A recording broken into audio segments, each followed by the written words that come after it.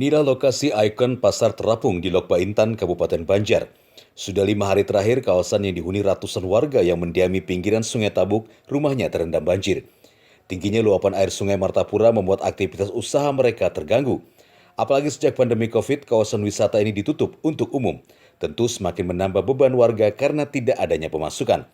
Kondisi ini membuat relawan Masjid Al-Ihsan dan warga Komplek AMD Permai bersimpati dengan menyalurkan bantuan 500 bungkus nasi dan paket sembako Senin siang. Warga setempat yang biasa berjualan di Pasar Terapung ini langsung menyerbu pembagian sembako dengan sampan masing-masing.